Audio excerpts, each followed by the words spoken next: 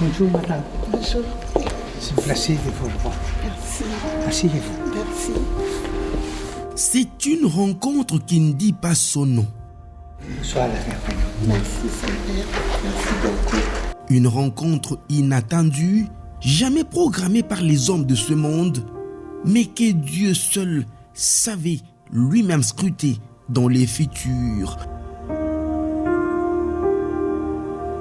Fruit d'un engagement sincère, d'une vie chrétienne couronnée d'une véritable foi au sein de l'Église catholique, avec un attachement indéfectible à la Sainte Vierge Marie, la bienheureuse Mère du Seigneur Jésus.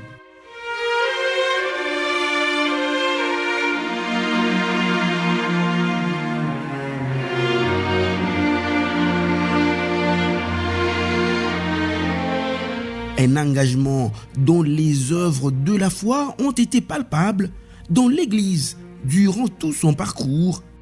Je peux dire aujourd'hui que parmi vous, que vous soyez, si vous toutes les filles qui sont ici, demain vous pouvez faire des grottes. Vous voyez combien de grottes il y aura pour la Vierge Marie. Vous voyez comment elle sera connue, comment elle sera aimée et respectée. Et ça pour la gloire de son Fils Jésus-Christ.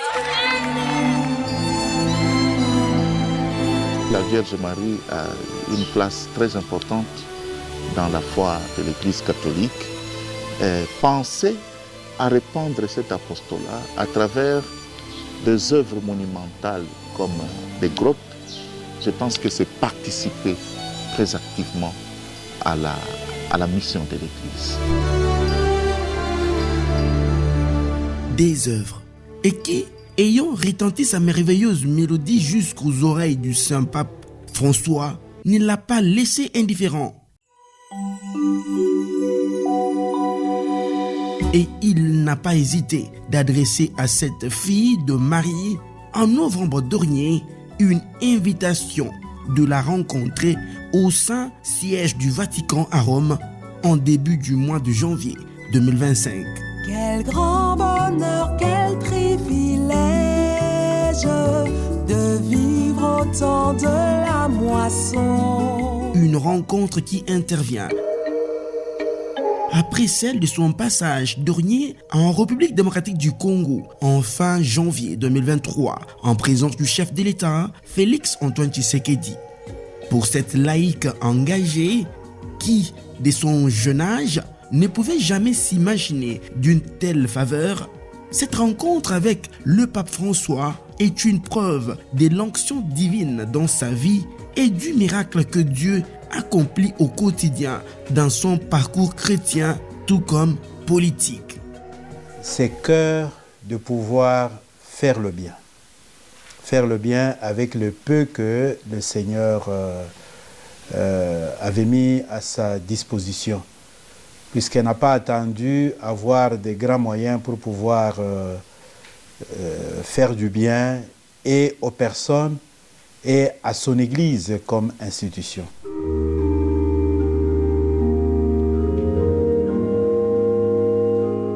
Fifi Masuka Saini, Marie-Thérèse de son vrai nom de baptême, fille de Yvonne Kachala et de Saini Kassanji, de mémoire et simple chauffeur, c'est toute sa vie engagée sur un chemin de prière véritable au sein de l'Église universelle catholique, héritage que personne ne manque de témoigner.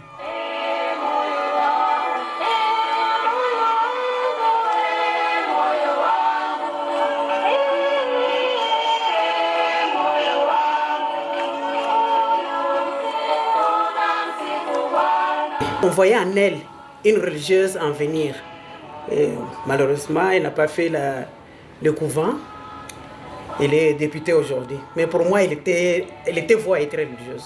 Pour elle, elle dit que la Vierge Marie a fait beaucoup pour elle.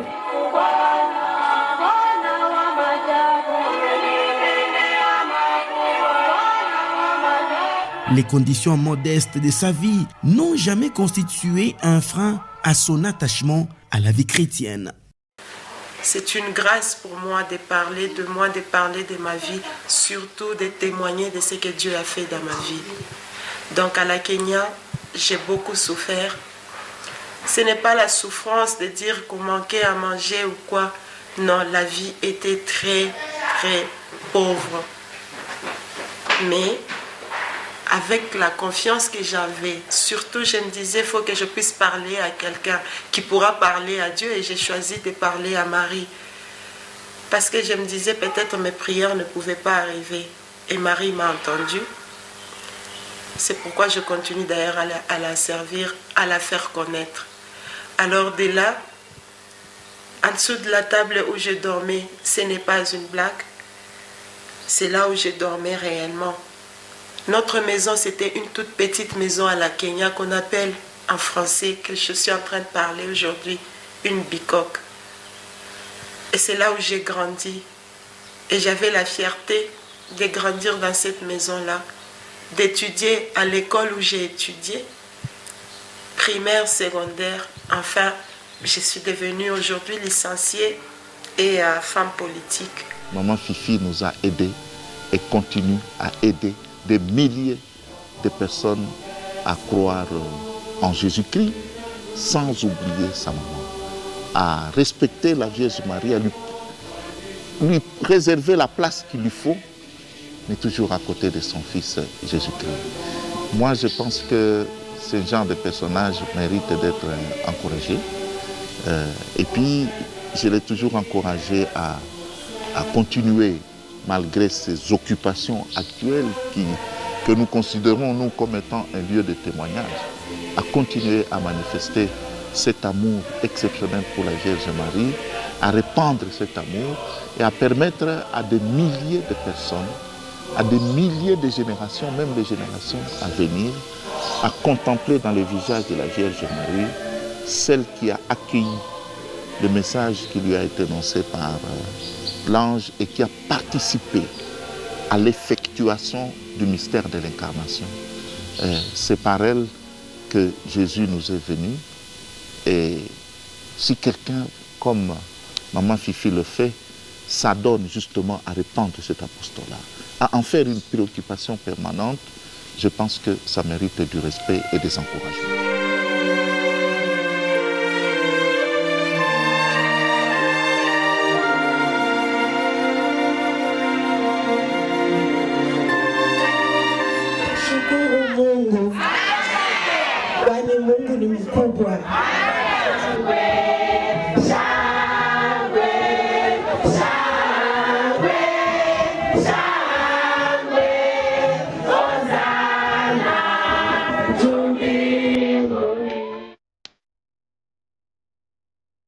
Femme de foi, Marie-Thérèse Masuka Saini n'hésite pas à voler au secours des nombreuses paroisses, souvent tête baissée. Son aide permet alors la construction et réhabilitation des grottes mariales, des paroisses et chapelles dans différentes paroisses de la province du Haut-Katanga, au Lualaba et ailleurs. À ces jours, on en compte plus d'une vingtaine. Des actes comme ceux posés par Maman Fifi depuis qu'elle était à Lubumbashi. Je ne parle pas ici de Maman Fifi, gouverneur du Lualaba. Maman Fifi avait des moyens humbles, mais elle n'était pas chiche avec ses moyens. Avec ses moyens humbles, elle a eu à aider plusieurs paroisses de Lubumbashi pour se doter de grottes mariales. Donc je voudrais profiter de cette occasion pour demander et inviter nos chrétiens à être sensibles aux besoins de leur Église, puisque c'est leur Église, c'est notre Église. Son amour inconditionnel à l'endroit de l'Église l'amènera à poursuivre les mêmes œuvres, même à son plus haut degré de responsabilité. Confirmant cette hypothèse biblique, fidèle à des petites choses, fidèle à des grandes choses. Désormais gouverneur de la province du Lualaba, poumon économique du pays de Félix-Antoine Tshisekedi, la Jeanne d'Arc agit sans même attendre un SOS, avec des interventions sonnantes et trébuchantes. Maman Fifi, c'est une femme chrétienne, c'est une femme qui a la foi en Dieu et elle s'est manifestée et témoigner sa foi par des gestes, par des actes qui sont très, très, très concrets. De la cathédrale Sainte-Barbe et Saint-Éloi de Kolwezi à la paroisse Mariapolis, en passant par le domaine marial, ainsi que la paroisse Sainte-Anuarité et le petit séminaire Saint-Paul de Kanzinze, Monseigneur Richard Kazadi Kamba, l'évêque du diocèse de Kolwezi, témoigne de Fifi Masuka, une femme engagée au service de l'Église. Vous voyez son intérêt, sa sensibilité pour les orphelins et les veuves. Voilà. Elle est en train de... Moi, j'attends, puisqu'elle m'a déjà dit qu'elle va m'amener pour voir. Elle est en train d'achever un orphelinat. Et tel que j'avais vu à la télévision, c'est un orphelinat VIP. Si elle construit une belle œuvre comme ça pour les orphelins, c'est-à-dire, c'est une personne, c'est une femme qui respecte la personne humaine. Et un vrai chrétien, c'est celui qui voit dans chaque personne humaine l'image et la ressemblance de Dieu. Voilà. Au-delà de tous les discours qu'on peut faire. Voilà. Si quelqu'un respecte la personne humaine, cette personne a la foi.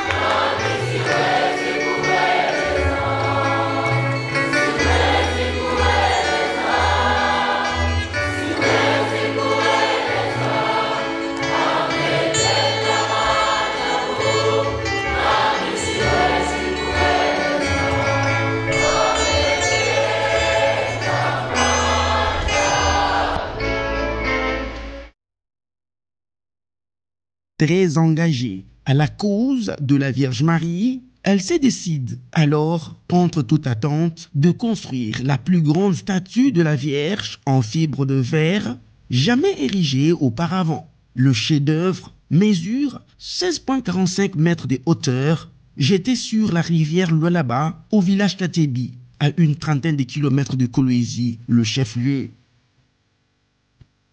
Une œuvre qui sera inaugurée d'ici peu et dont l'invitation a été adressée au pape François pour son inauguration, compte tenu de l'importance du site.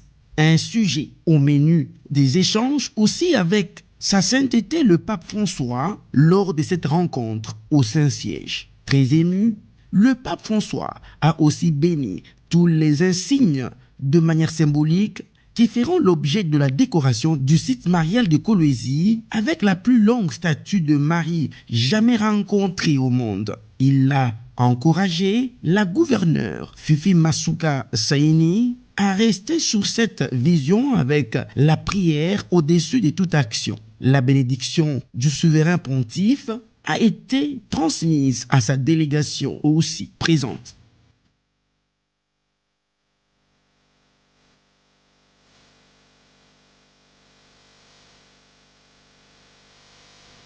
Dans sa suite, M. Deograce Dangano, l'ambassadeur de la République démocratique du Congo, accrédité au Saint-Siège,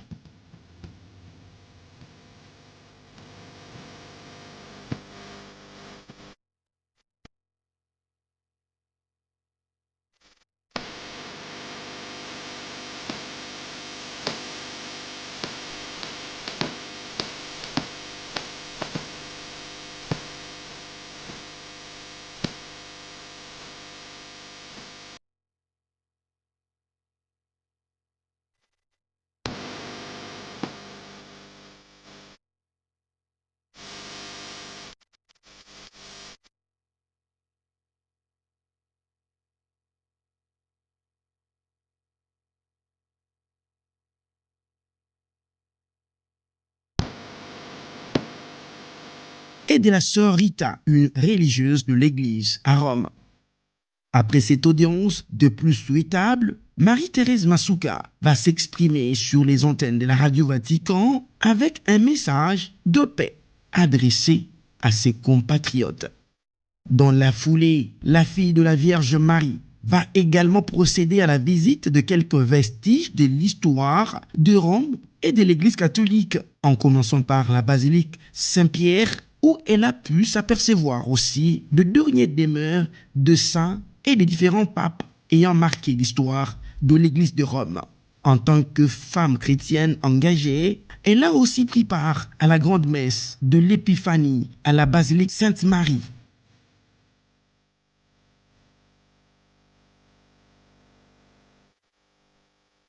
Et aussi communier le dimanche avec les chrétiens de l'aumônerie congolaise de Rome tenue par le père Roger, le curé. Ici, cette personnalité congolaise a eu le privilège de prendre parole devant des centaines de chrétiens constitués en majorité des Congolais vivant à Rome.